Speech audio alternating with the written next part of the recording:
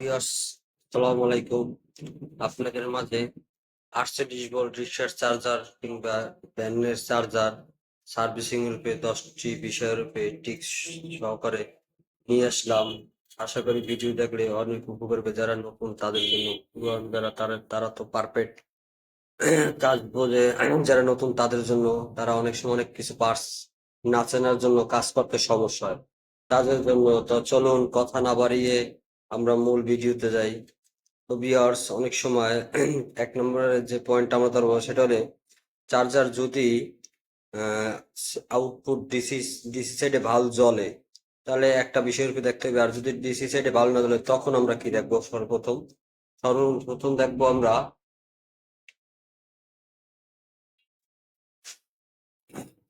আমাদের এসি কোডটি।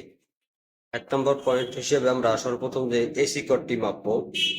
যদিও আসছে চার্জার সার্ভিসিং এর বিষয় না, তো আমরা এই চার্জারটি বলি, বলা উচিত না, তারপর বলি এই চার্জারটা শুধু আমরা চার্জিং তারটা খারাপ পাইছি, মানে ইনপুট তারটা খারাপ, এছাড়া শর্ট সার্ভিস রেডি গেছে। তো ওটা বিষয় না। এখন এক নম্বর হিসেবে আপনারা অবশ্যই এই ইনপুট পাওয়ার কর্ডটি মিটার দিয়ে মাপবেন, এবং মিটার দিয়ে মাপবেন, এবং মিটার 1K স্কেলে রেখে তারপর মাপবেন। দুই নম্বরে যে বিষয়টা দেখতে পারি, আমরা দুই নম্বর বিষয় দেখতে পারি যে এক নম্বর হিসেবে যখন আমার পাওয়ার সাইডে ডিসি সাইডে বাল্বের মতন পাওয়ার সাইডে এসি তারটা দেখলাম। তারপর দেখবো এখানে একটি প্রোটেক্টর আছে।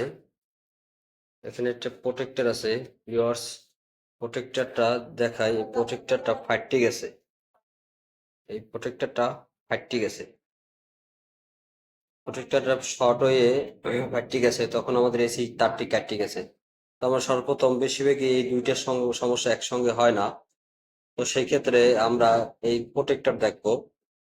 প্রোটেক্টরটা এই প্রোটেক্টর জাস্ট এটা একটা ওভার ভোল্টেজ পড়লে কাটিয়ে দেয়। এটা পার্সেল হিসেবে কাজ করে। পার্সের পাশাপাশি আরেকটা জিনিস দেখবো, এখানে একটা ফিউজ আছে। ফিউজ দেখেন কিনা, এখানে একটা ফিউজ আছে। এটাও ফিউজ, এটাও ফিউজের কাজ করে। সেম ওভার ভোল্টেজ পড়লে কাটিয়ে যায়, আর কোনো কাজ বেটার ওদের একটা কাজই দেখে। তো আমাদের দেখেন এটা ফিউজের পাঁচটা দেখাই এখান থেকে। ফিউজটা দেখতে কিছুটা এই পার্সের মতো। দেখেন ভিউয়ার্স, দেখেন কিনা আপনারা?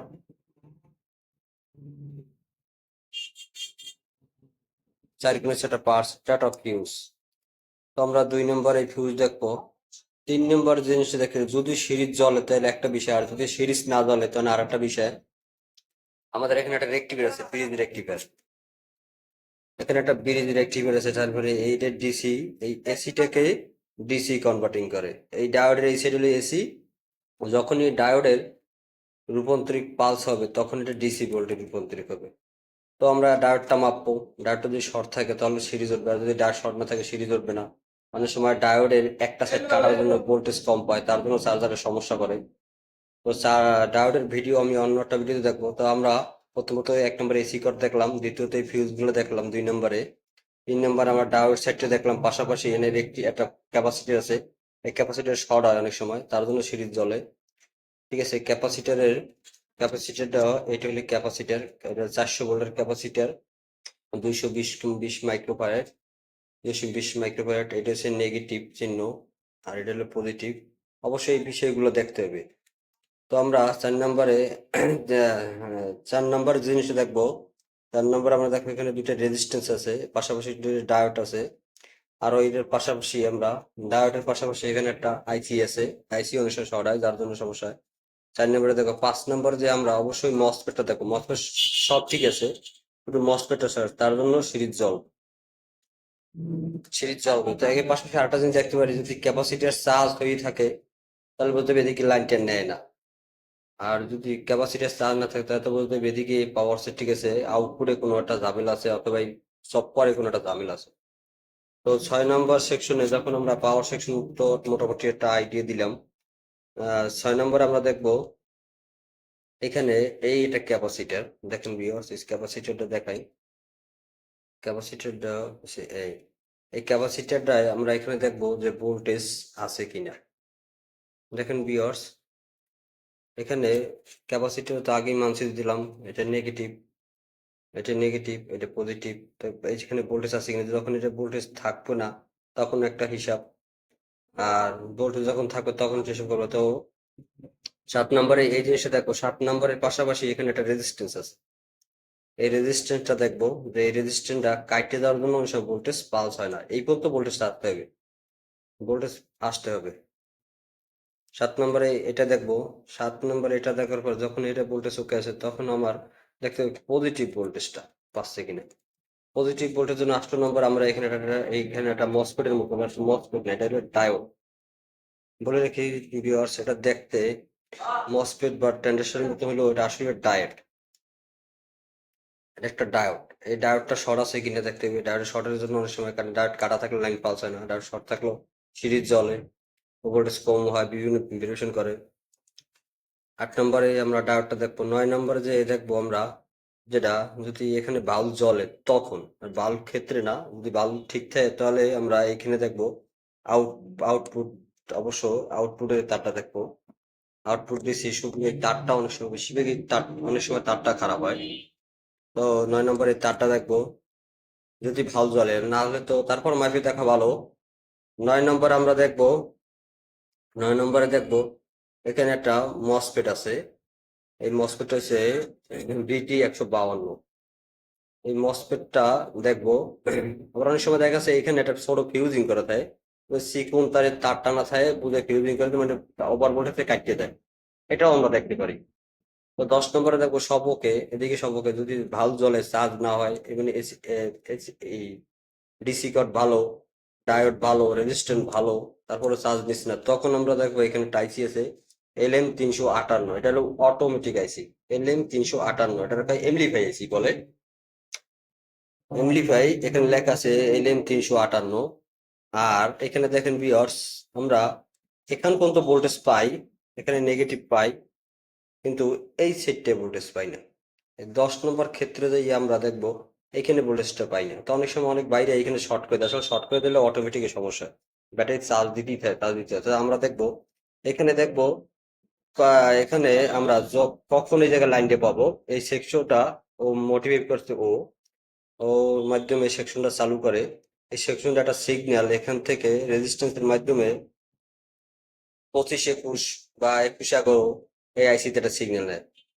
কখন, যখন ব্যাটারি লাইনে সিগন্যাল দেবেন, মানে ব্যাটারি পোস্টে নেগেটিভ পজিটিভ যখন প্লাগ লাগাবেন, তখন যখন নেগেটিভ সিগন্যাল পাবে, তখন এই সিগন্যালটা ও সরাসরি ওর মাধ্যমে কাজ করে, ও কারেন্ট পালস দিতেছে কিনা এই 5টা সিগন্যাল ও নেবে, ও নিয়ে ও অটো আইসিতে সিগন্যাল দেবে, তখন অটোমেটিক চার্জ নেওয়া থাকবে। শুধু এই মডেলটার বেলা, সব মডেলের না। কিন্তু আমরা যদি এখানে শর্ট করে দিই তাহলে কিন্তু ভোল্টেজ পাই যাবো অটোমেটিক সবসময়, ব্যাটারি হচ্ছে চার্জ ছাড়াও পাই যাবো, কিন্তু হবে কি, চার্জ দিতেই থাকবে, চার্জ দিতে থাকবে, এক পর্যায়ে ব্যাটারি ফুলে যাবে। তার অবশ্যই আমরা এই ক্ষতিটা করবো না কেউ। আমরা এইখানে শর্ট করবো না, শর্ট থাকলেও ছাড়াই দেবো। আমরা দেখতে পারি এখানে একটা PNP ট্রানজিস্টর আছে, এবং এখানে কটা রেজিস্ট্যান্স আছে, এবং এখানে ছোট রেজিস্ট্যান্স আছে, রেজিস্ট্যান্স দেখতে পারি। এই যে বিষয়গুলো বললাম ভিউয়ার্স, এই বিষয়ের উপরই আপনার এই চার্জার যে কোনো লোক সার্ভিসিং করতে পারবেন। এবার একটা জিনিস বলি, অনেক সময় দেখা গেছে আউটপুটে বাতি জ্বলে, যখন চার্জ দিই তখন চলে না, তখন আমরা কি দেখবো, তখন আমরা এখানে একটা সফটওয়্যার আছে, এই সফটওয়্যারটা হইলে অ্যালুমিনিয়াম তার দিয়ে করা, সফটওয়্যারটা অ্যালুমিনিয়াম তার দিয়ে করা। এটার ভিতরে অনেক সময় কি চার্জার ধরে মেলা মারে, কেউ সাইডে থয়, তখন লাড়াচাড়া এটা লড়ে, এটা একটু ভাইব্রেশন হয়, তার জন্য নিচ দেয়া কানেকশন বিচ্ছিন্ন হয়ে যায়। অ্যালুমিনিয়াম তারটা হালকা সামথিং লাড়া পড়লে কানেকশন বিচ্ছিন্ন হয়ে যায়, অনেক সময় শর্টিং হয়ে যাও, ডিসকানেক্ট হয়ে যায়। যখন এই সবগুলো দেখবো সব ঠিক আছে, তখন লাস্ট ক্ষেত্রে আমরা সফটওয়্যারটা আর একটা সফটওয়্যার চেঞ্জ করে, যদি কোনো কানেকশন বিচ্ছিন্ন না পাই তখন আর একটা সফটওয়্যার সেম টু মডেল মিলিয়ে দেবো, দেখবো যে সব ঠিক আছে। যদি না, আর যদি শর্ট লাইন মিসিং পাই যায়, তাহলে তো আমরা এটা দিয়ে কাজ চালাই দেবো। তো আশা করি ভিউয়ার্স আপনারা বুঝছেন। এখানে ইনপুটের কিছু মাল সংগ্রহ করে অবশ্যই মধ্যে রাখতে হবে, যেমন এই 20N60, এই ফিউজের বদলে তো অবশ্যই শর্ট করে দেয়, এই ব্রিজ রেক্টিফায়ার, ঠিক আছে। এরপর যে এই মসফেট তো বললাম, এবং আপনাদের এই কিছু এই ক্যাপাসিটার, এই ক্যাপাসিটি সংগ্রহ করে রাখতে হবে, মানে এসি কার্ড থাকতে হবে। তো এই ক্ষেত্রে গুলো হয়, অনেক সময় দেখা গেছে অটো হয়, সবকিছু অনেক সময় ভালো কাটা থাকে। তো আমরা আজ এ পর্যন্ত যা কথাগুলো বললাম ভিউয়ার্স, আশা করি এই ভিডিও দেখে অনেক উপকৃত হবে। তবে আর একটা কথা বলি, এই ভিডিও দেখে এই চার্জার সার্ভিসিং করে আপনার একটা সংসারের খরচ আপনি প্রায় 3 ভাগের 2 ভাগের খরচা চেষ্টা করলে আপনি এখান থেকে পেতে পারেন। আহ, দেখা যাচ্ছে সংসারিক খরচ একটা ফ্যামিলির একরকম খরচ, তা প্রায় ফ্যামিলির খরচই যদি আপনি চেষ্টা করেন এই এইটার উপর মনোযোগী সার্ভিস করেন, আশা করি এদি আমার সংসারের অনেক খরচ উঠে যাবে। তো এটা অবহেলা কিছু করার নাই, সবাই সাহস করে ধরেন, আশা করি সার্ভিস করতে পারবেন 100%। আর একটা কথা বলি, অনেক সময় পাওয়ার সেটটা ভুলে গেছি, অনেক সময় দেখা যায় এই পাওয়ার সেটটা পুড়ে যায়, ফাটতে যায়, আইসি ফুটতে যায়, ঠিক আছে, আপনার সময় মসপেট শর্ট হয়ে যায়। যদি আপনি এদিকে যদি এই ডিসি সাইডটাই ক্যাপাসিটির পর্যন্ত পারফেক্ট থাকে এবং রেজিস্ট্যান্স মেশিন যদি দেন এখানে নিচে কাটা কোটা নাই, কিন্তু এইটা ফাটতে গেছে অথবা দেখা গেছে সিস্টেমটা চালু না, তো সেই ক্ষেত্রে বাজারে একটা কেলি নামে একটা ডিভাইস পাওয়া যায়, ফিডব্যাক, ওই কেলি দিয়েও আপনি এই চার্জারটা ওপেন করতে পারবেন। তো কেলির ভিডিও যদি আমি দিই নাই, যদি দেখতে চান তো আমি অবশ্যই দিব। কেলির ভিডিও মার্কেটে অনেক ইউটিউব চ্যানেলে দেখা যায়, ভিডিও দেওয়া আছে, তো ওখান থেকেও দেখতে পারেন। তো আজ থেকে এখন এই পর্যন্তই। খোদা হাফেজ, সবাইকে সালাম।